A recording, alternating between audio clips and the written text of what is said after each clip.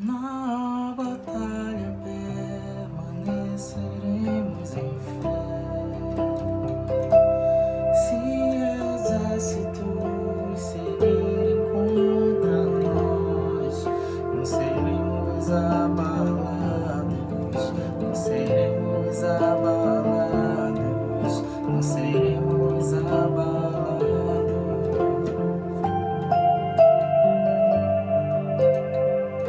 Na batalha permaneceremos em fé. Se exércitos seguirem contra nós, não seremos abalados, não seremos abalados, não seremos abalados.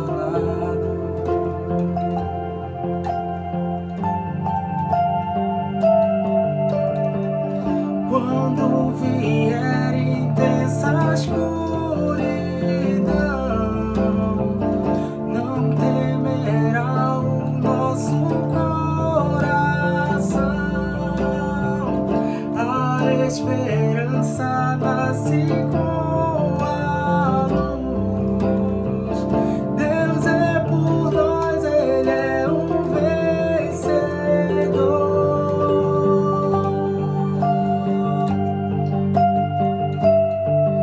Confiando em nosso Deus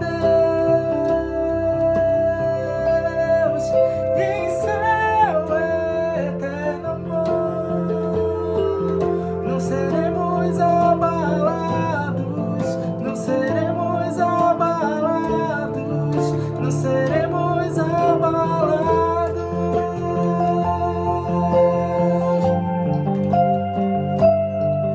Confiando em nosso Deus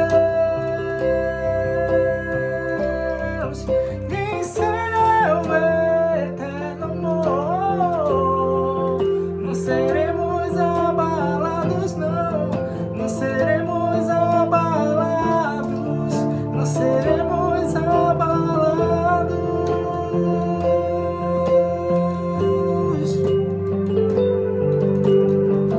Teus inimigos cairão, pois nosso Deus é mais forte, tudo Ele pode. Mais alto nome não há, Jesus é grandioso, tudo Ele pode, tudo Ele pode. Teus inimigos cairão, pois nosso Deus é mais forte, tudo Ele pode. Mais alto nome não há, Jesus é grandioso, tudo Ele pode.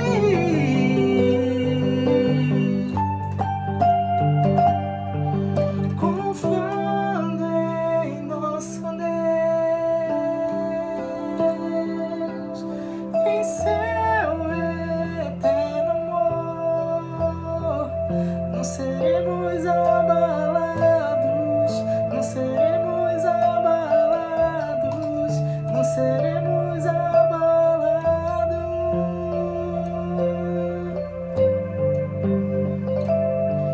Confiando em nosso Deus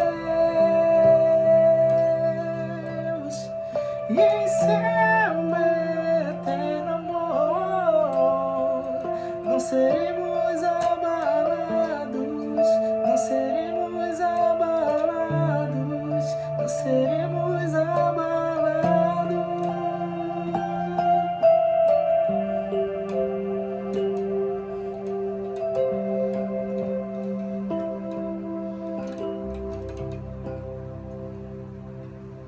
Aleluia! Amém, amados. Feliz 2025. Vamos estar iniciando um novo ano. Então não podia iniciar o novo ano sem uma nova série. E não tem, acho que um tema mais afirmativo mais temporal e atemporal ao mesmo tempo do que esse que nós vamos começar aqui nessa nova série. A série se chama O Reino que Não Pode Ser Abalado. Nada mais sugestivo que isso para a gente estar iniciando o nosso ano. Eu vou citar aqui para vocês mais ou menos 3 pontos a respeito desse reino que não pode ser abalado, ou um reino inabalável, que está escrito lá em Hebreus 12. Bora ler?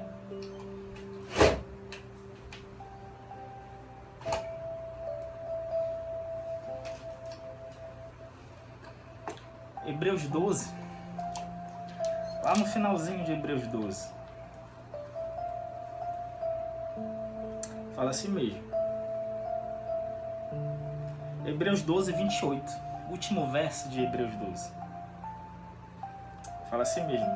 Portanto, já que estamos recebendo o reino inabalável, sejamos agradecidos e assim adoremos a Deus de modo aceitável, com reverência e temor, pois o nosso Deus é fogo consumidor. A respeito desse tema tão abrangente e que não é tão convencional a gente ouvir falar a respeito desses assuntos, mas que é de suma importância para a gente e pode ser um divisor de águas para esse ano de 2025, para cada um de nós. O primeiro ponto que eu vou citar a respeito desse reino é que essa promessa é para nós, é para os nossos tempos. Esse reino foi disponibilizado para essa geração, para esse tempo. Tanto que ele começa o livro de Hebreus, nem estou falando lá no verso 12. Tanto que o autor de Hebreus, ele começa o livro de Hebreus, ele fala assim mesmo, olha, durante muito tempo Deus tem falado a respeito dos antigos, ou a respeito dos pais, ou a respeito dos nossos antepassados. Ele tem falado conosco através dessas pessoas. Mas agora, ou seja, no nosso período, no nosso tempo, ele tem falado a respeito do Filho. Ele tem falado através do Filho. Então já é algo diferente aí. Tanto que do capítulo 1 de Hebreus até o capítulo 10 de Hebreus, o autor de Hebreus se referindo a Jesus como superior a tudo e a todos. Ele fala da superioridade de Cristo em relação a todo mundo. Ele começa citando anjos, e Cristo é superior aos anjos. Depois ele fala a respeito do sacerdócio levítico, da ordem levítica. Ele fala, olha, a ordem de Melquisedeque é superior à ordem levítica. Depois ele fala a respeito do templo, ele fala, olha, Cristo é maior que o templo. Depois ele fala a respeito de Moisés, ele fala, olha, Cristo é maior que Moisés. E ele culmina a superioridade de Cristo com Hebreus 11, que é os heróis da fé. E no começo de Hebreus 12, ele fala assim mesmo, olha, mas vocês mantenham os olhos fixos em Jesus, o autor e consumador da nossa fé. E no capítulo 11, ele cita todos os heróis da fé. Começando por Abel, vai falando até os juízes, até os profetas.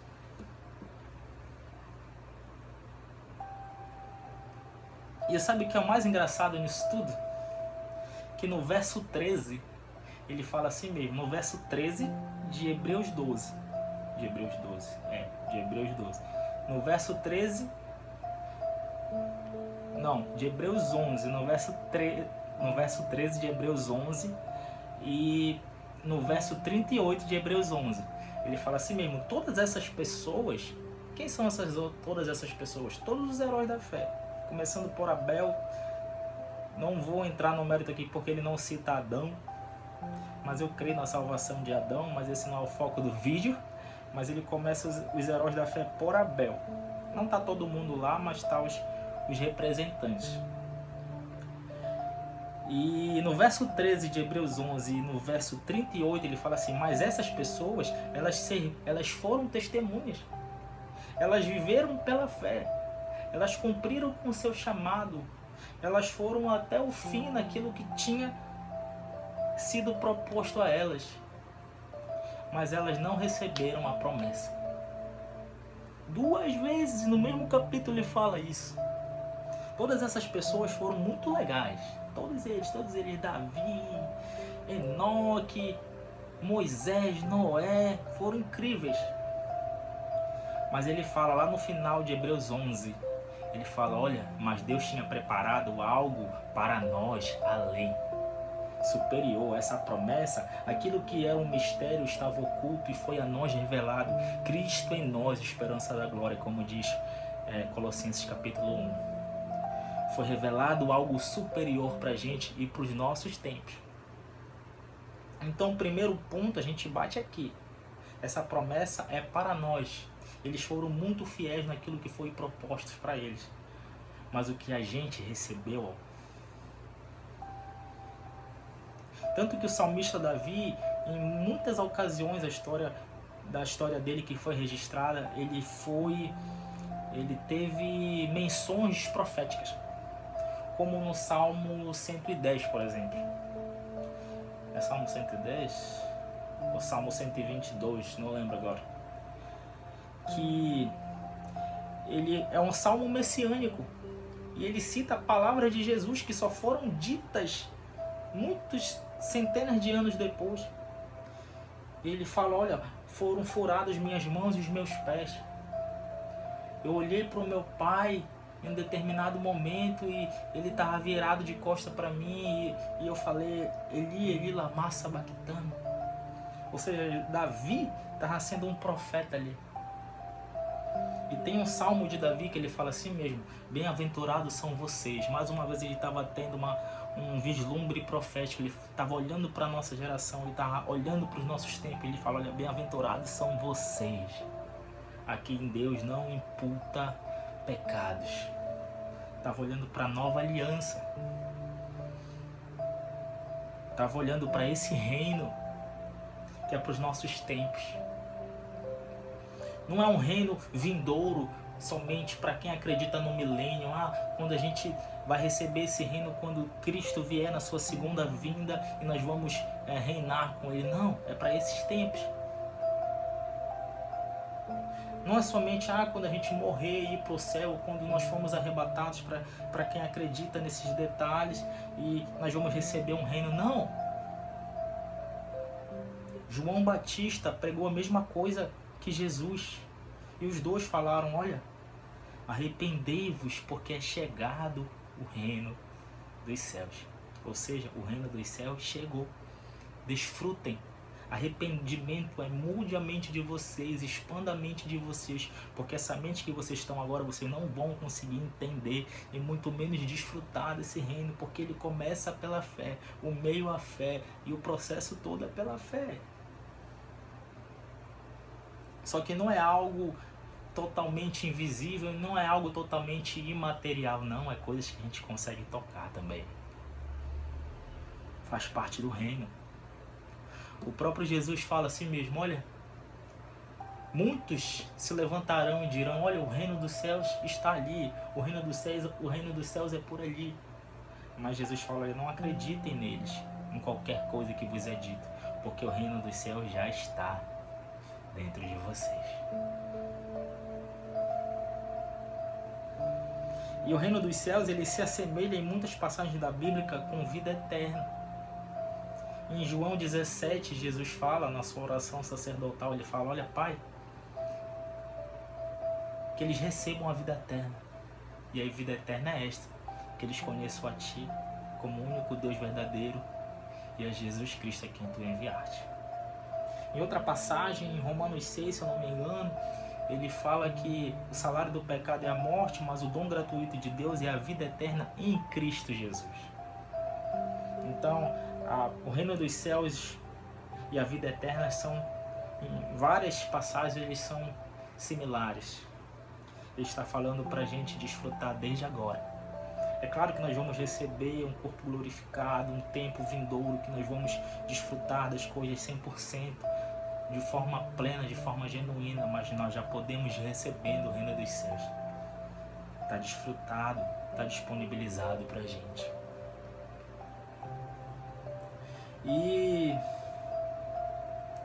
o segundo ponto que eu queria tocar nessa série, nesse primeiro episódio para vocês, é a respeito do reino que eu já disse. E o segundo ponto, que a gente já vai ir para o final da mensagem, é o que o autor de Hebreus e Deus quis dizer quando era um reino inabalável, ou um reino que não pode ser abalado. Como é que a gente pode pegar essa mensagem para o nosso ano de 2025, agora que está iniciando, e falar: Senhor, eu quero viver esse reino inabalável. Agora que eu sei que é para os nossos dias, primeiro ponto. Agora que eu sei que esse reino dos céus é para os nossos tempos atuais, não somente o porvir. Agora, como é que eu faço e o que é esse reino inabalável e como eu faço para tomar posse desse reino inabalável? Primeiro, uma nota de rodapé é que o que é o reino? Às vezes a gente não sabe o que é o reino. E o reino, de linhas simples, ele fala a respeito de governo. Então a vontade de Deus é a mesma vontade desde quando ele criou o ser humano em Gênesis 1. Uma das primeiras ordens, das primeiras devoções, dos primeiros enunciados, uma das primeiras convocações que Deus fez para o primeiro casal e para Adão, antes de Eva ser criada, ele fala: olha, governe sobre todas as coisas. Então Deus não muda, mas ele vai andando, caminhando. É um Deus dinâmico, não é um Deus estático. Mas a vontade dele permanece para sempre. Ele fala: olha, eu quero que vocês governem também. Mas... então quer dizer que a gente vai governar sobre pessoas, sobre impérios, a gente vai ter superioridade, a gente vai ter domínio, controle? Não. Porque a Bíblia fala que a nossa luta não é contra a carne, nem contra o sangue, nem contra principados e potestades. Se a gente lê Hebreus 11 e Hebreus 12, o foco todinho, além de Cristo, está na fé. E a gente não vai governar sobre pessoas, ser aquele autoritário, ter aquele controle, ser aquele ditador, nem moral, nem de forma civil, nada. A gente vai governar sobre circunstâncias. A vontade de Deus é que a gente governe sobre circunstâncias.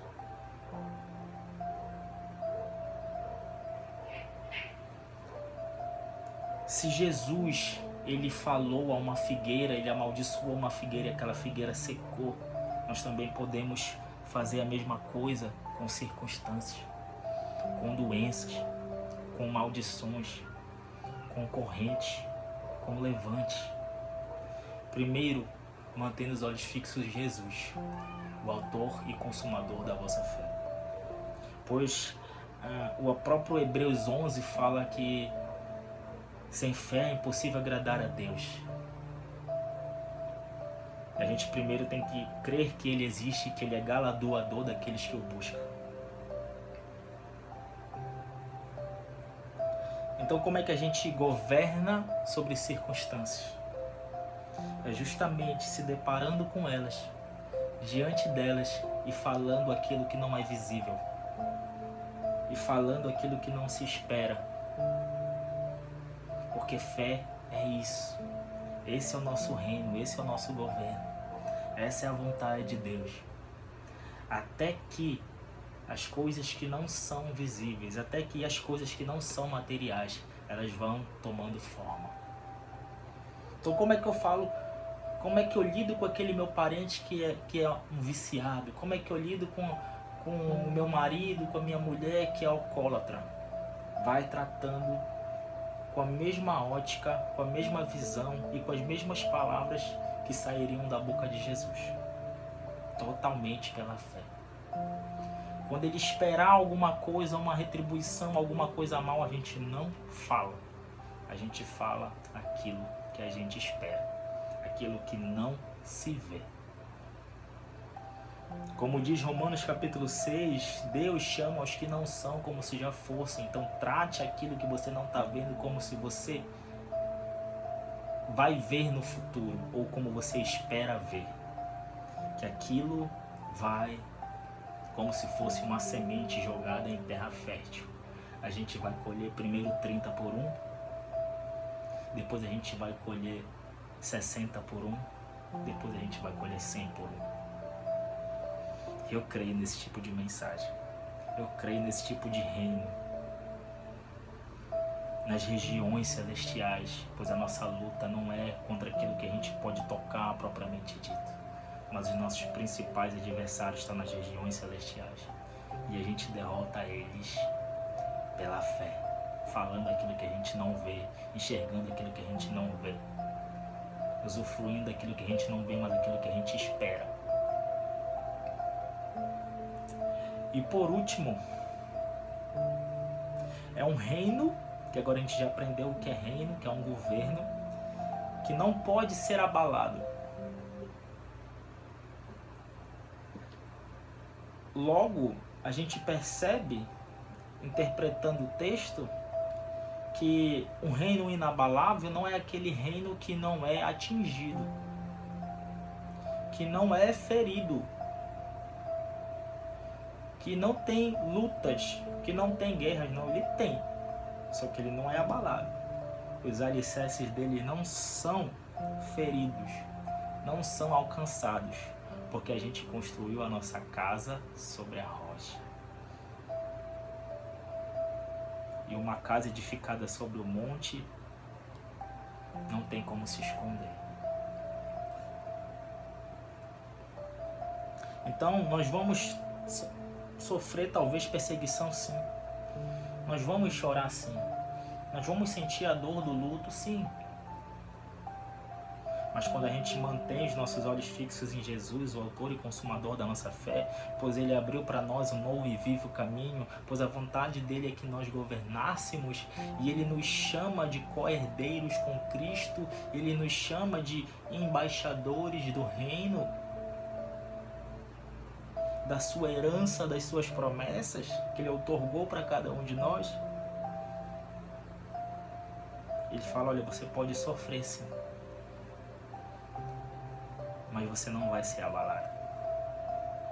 Não vai ser uma dor para a morte, porque a morte já passou. Eu já venci a morte e vocês nasceram de mim. Pois como diz 1 Coríntios 5:17, aqueles que estão em Cristo, nova criatura são. As coisas velhas se passaram e eis que tudo se fez novo. Agora vocês ressuscitaram juntamente com Cristo. Agora vocês estão como corpo da humanidade. Eu sou o cabeça e vocês foram enxertados em mim. Agora vocês não serão abalados. Como diz o Salmo, ainda que eu caminhe pelo vale da sombra da morte,